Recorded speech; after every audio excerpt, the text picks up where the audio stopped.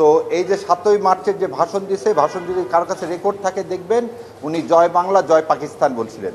আমাদের কনস্টিটিউশনে জয় পাকিস্তান কথাটা মানে ৭১ মানে শেখ মুজিব, এই জিনিসটা সম্পূর্ণ মিথ্যা। তো সংবিধানে যে কথাটা বলা হলো যে আমরা আমাদের প্রোক্লামেশন বাংলাদেশ আওয়ামী লীগ ড্রাফট করছেন, এটা মিথ্যা কথা, এটা ইন্ডিয়া করছে। দ্বিতীয় কথাটা বলছি যে স্বাধীনতার ঘোষণা সম্পর্কে, স্বাধীনতা ঘোষণা সম্পর্কে একে খন্দকারের বই আর রিমিন মানে তাজউদ্দিন সাহেবের মেয়ে, এই দুইটা বই থেকে দেখালাম যে তাজউদ্দিন সাহেব টেপ রেকর্ডার নিয়ে গেছে, হাতে লিখে নিয়ে গেছে যে আপনি খালি সই করেন, করে একটা মুক্তিযুদ্ধের ঘোষণা দেন।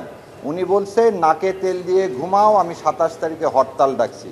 তারপরে যখন জোরাজোরি করছে তখন বলছে তোমরা কি আমাকে দেশদ্রোহী বানিয়ে ফাঁসির কাস্টে ঝুলাবা। এই সব ঘটনা ঘটতেছে ২৫ তারিখে। তাজউদ্দিন আহমেদ তাকে আরও জিজ্ঞাসা করে যে আপনার অবর্তমানে কে নেতৃত্ব দিবেন। শেখ মুজিবও সেটা বলে না, এবং তাজউদ্দিন আহমেদ খুব কষ্ট পায় যখন দেখে শেখ সাহেবের ওয়াইফ সুটকেসে সব কিছু গুছাইয়ে দিচ্ছেন। কারণ তাদের সাথে কথা হয়েছিল পুরান ঢাকায় একটা বাড়িও ভাড়া নেওয়া হয়েছিল, যেখানে শেখ সাহেব থাকবেন, এনাদের সবার সাথে থেকে যুদ্ধ পরিচালনা করবেন। সো এই যে ৭ই মার্চের যে ভাষণ দিছে, ভাষণ যদি কারোর কাছে রেকর্ড থাকে দেখবেন উনি জয় বাংলা জয় পাকিস্তান বলছিলেন। আমাদের কনস্টিটিউশনে জয় পাকিস্তান কথাটা নাই। সো এই যে মিথ্যাচার ইতিহাস নিয়ে এগুলো আমি সব ডকুমেন্ট দেখিয়ে কোর্টকে বললাম যে এই কনস্টিটিউশন মানে সংবিধানের মাধ্যমেও মানুষকে এই ইতিহাসকে এমন করে দেওয়া হচ্ছে যে এখানে আর কারো কোনো অবদান নাই। তাজউদ্দিন থেকে শুরু করে, শেরে বাংলা থেকে শুরু করে, সোহরাওয়ার্দী থেকে শুরু করে, মৌলানা ভাসানী থেকে শুরু করে, আতাউর রহমান থেকে শুরু করে কারো কোনো অবদান নেই। এক অবদান মুক্তিযুদ্ধ মানে শেখ মুজিব।